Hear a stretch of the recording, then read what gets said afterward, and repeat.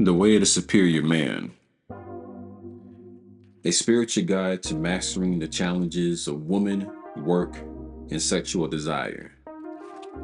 Chapter 36, Own Your Darkest Desires. If a man disowns his dark masculine desire for freedom, then he kinks the holds of his masculine force. His energy will not flow freely, and his attention will be bound by unfulfilled yearnings. Most importantly, if his hose is kinked in this way, he weakens his masculine capacity to stand fearless in the death that is conscious life. He will not be able to face the unknown, the groundless ground of being, and still function from his heart and love. When was the last time you really ravaged your woman? That is, when was the last time you really took her savagely, lovingly, with no inhibition whatsoever? Or has it been so long that you are fascinated and even turned on by rape scenes on TV or in the movies? When you are unable to express your dark passions with love, then they go underground in your psyche. Your dark desires become disconnected from your heart. Instead of being moved to embrace your woman with masculine force and aggressive passion, throwing her down on the bed, ripping off her clothes, and pinning her down beneath your body as you both yield yourself in ecstatic loving, you begin to fantasize about controlling and dominating women in unloving ways. The desire to ravish is a sexual aspect of the same masculine desire that wants to break through opponents on the basketball court, breaking through philosophical barriers to intellectual insight, or break through the fear of death into spiritual freedom.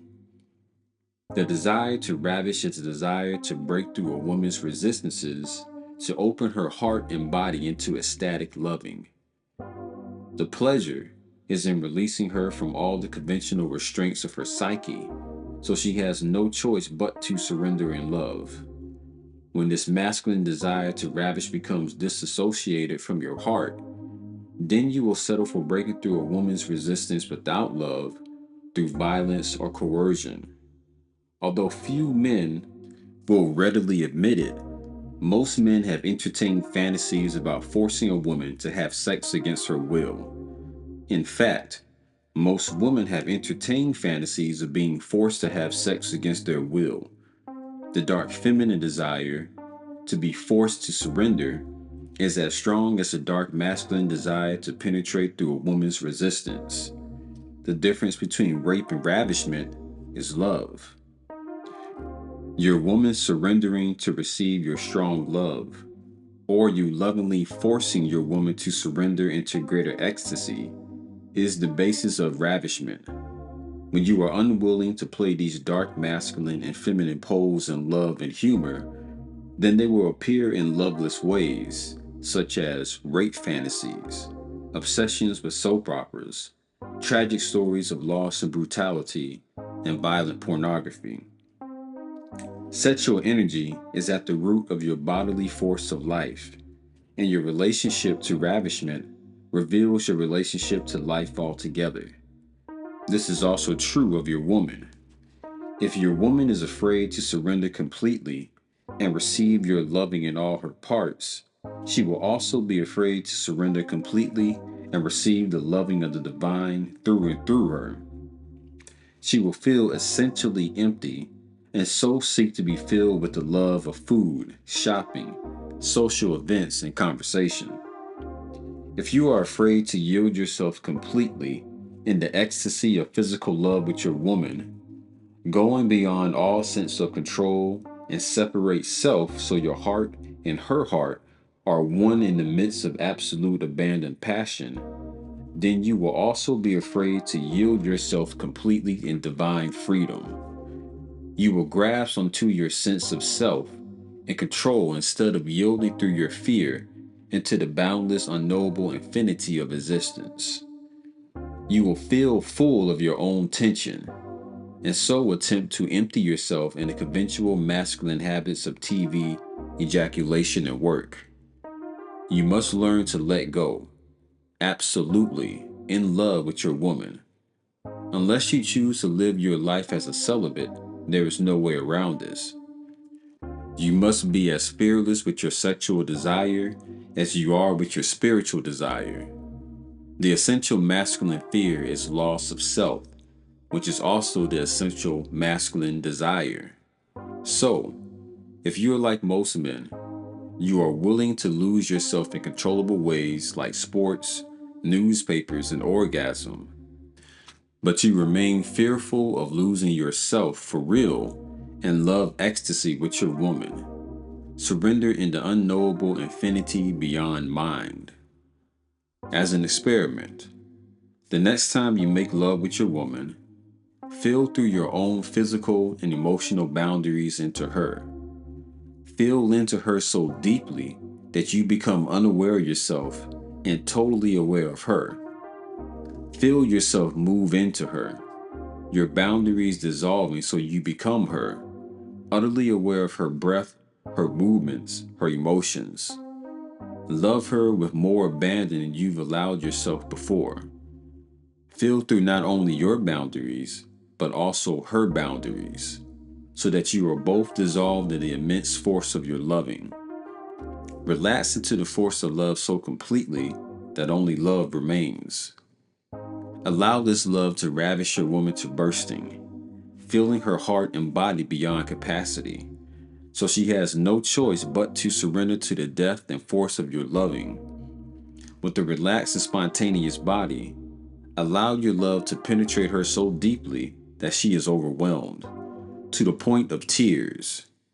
As you yield yourself, letting go of all fear, only giving love. In the midst of this self-yielding and giving of love, allow your entire masculine desire to manifest, dark and light. Do and be everything you ever wanted with her, in love, spontaneously, and with deep feeling into her and through her. From time to time, take special care to allow space for her energies and desire to take you to places you would never have gone on your own. By reclaiming the full force of your dark masculine loving, you will not only re-own your capacity to ravish your woman in selfless ecstasy, but you will also re-own your spiritual guts. You will develop the courage to let go of yourself in the face of ego death. You will unkink the holes of your masculine spiritual force by opening to the dark side of your sexual desire, allowing the force of your love itself to draw you beyond the need for control and fearful graspings. You will cultivate your capacity to die into love with no need to hold on to yourself. Over time, as this force moves through you more freely, you will discover a naturally enhanced capacity to yield into spiritual death or the dissolution of your sense of separate self in the freedom of unboundedness. Rather than gripping onto yourself, you will be able to ease yourself more fully into the consciousness you truly are. And in doing so, you will recognize the Great One, with no boundaries, who is living you now and who is not other than you. But to let go of your sense of individuated self takes guts, and you won't have them if you don't even have the daring to let go of the sense of separation between you and your woman while making love. To truly ravish your woman in love, you must yield yourself in the worship and trust of her heart, which in truth is your heart.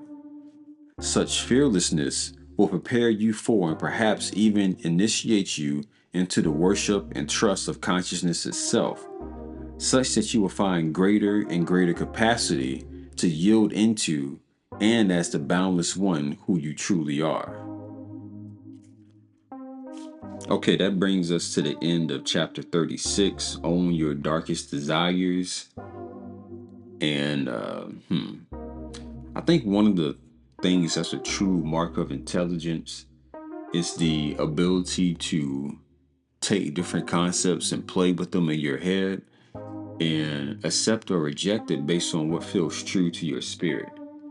So this idea of how he's saying most men have had rape, let's say grape fantasies. I don't want to get censored by YouTube, but he said most men have had those type of fantasies. Maybe I'm not like most men because that is not a fantasy of mine. Having to force a woman to do something. I think the biggest flex is being charming enough, having the type of personality that a woman likes to where she's like, you know what? I want to let this man inside of my body. Like my fantasy is being able to see a woman, speak to her, or she sees me and she's just like, okay, yeah, I need him. I want him. Not me having to force myself on her. I think that's a little weird. Now, he did give some good advice in this chapter about really listening to your woman while y'all are being intimate, paying attention to her body, paying attention to her reactions, paying attention to her breath, what's going on while you're inside her. This is going to make you a better lover. And just that idea of being able to lose yourself and surrender yourself into that loving embrace. Now, I will say, be careful of this, especially if you're not trying to have that deep of a bond with that woman. There is this idea that you can touch something too deeply in them that's going to automatically make her attached to you. And if you don't have good intentions for that woman, or you don't want her around for a while at least, or long term, you probably shouldn't have sex on that deep of a level because they are going to get attached. That's just the nature of things. You know, scientists have told us that when a woman has an orgasm, she's releasing a chemical in her body that causes her to bond to that person that's giving her that feeling. So if you is out here, really, stroking these women in a way that makes them think that you're in love with them, or even beyond that, you just having sex with them too good, this is going to create a problem for yourself if those aren't your intentions. So be careful with that, fully surrendering yourself into that love. I think he should have put that as a disclaimer in this as well. But yeah, paying attention to what's going on with her while you're inside of her is a great idea. But also pay attention to what's going on with yourself. I know a lot of men have come up with accidental babies or unwanted pregnancies because they got lost in the sauce and they wound up ejaculating inside of the woman. Incredible feeling, but you got to think about, is this the woman that I want to raise my children, that I want to raise children with? Is this the woman that I want to be with? The answer is no. You shouldn't be nothing in her. And you got to know yourself as well. Like, if you have a weak pullout game, you shouldn't be doing this without a condom. And even if you are wearing a condom, that's not 100% foolproof. So be careful. But yeah, I really thought it was weird when I don't know, when he said that most men won't readily admit it, but they do have fantasies of forcing themselves on a woman. Yeah, I don't see that as a flex. I think the flex is really making your woman feel as good as possible while you're with her. Like honestly, like my goal, because I know women talk. So when I was younger, my idea was, yo, I have to give incredible penis every time because I don't want her telling her friends that I had weak dick. But that can lead you to some problems. These women start to think, oh, he really likes me, or he's really into me. So just be careful. But I think even beyond like a sexual idea, like owning your darkest desires, you really should play with those ideas and see where they're coming from. Like play it out as like a chess match. Okay, if I did do this, what will be the consequences of that? And after you've seen the consequences, something else you can ask yourself, okay, now where is this coming from? Like, why am I feeling this way? Like one of the things that I used to do that I don't do as much anymore, especially when I was, early into my journey into consciousness and I was feeling so much anger at the world or confusion. Like I would have lightsaber fights in my head. Like I would walk into some place with a lightsaber and just be going to town, ripping people apart like I'm Anakin walking into the Jedi temple and taking out all the other Jedi. But I know that was coming from feelings of being frustrated or upset with the world and my position in it and not knowing what to do about it. So, no one can tell you where these things are coming from. Maybe they can give you hints or give you their own ideas, but these are things that you need to think about for yourself. You need to know, okay, why do I desire this? And not even just your darkest desires, all of your desires, you should be able to understand, okay, why is this the type of lifestyle that I want to live? Why do I want to present myself in this way? What makes me desire this type of vehicle? And if you really take the time out to figure out all these things, you may learn that these desires aren't really coming from you. It's something that's been programmed into you by society. Society says, oh, you have to have this. I'm really big on, I like nice things. I like to dress well, but I am not a, what do they call it? A label whore. Like, I don't like, to me, I don't have to flex and be, oh yeah, I got Louis Vuitton, or I'm wearing Prada, or I'm wearing Gucci. Uh, what you'll notice is that the high end luxury brands, the stuff that's at the top of their line, doesn't have their logo on it. It's their cheaper items where you see their logo and their symbol on it. Because rich people, wealthy people, they don't necessarily want to be associated with that. They don't want to walk around, excuse me, as a billboard. But that is something that's been programmed into the masses of the unwealthy, that you have to have these things in order to be successful, to look like success. But all in all, I think this was a good chapter. You also have to understand that, if it doesn't apply, let it fly. Yeah, man. Thank y'all for tuning in as always. I appreciate everyone who listens.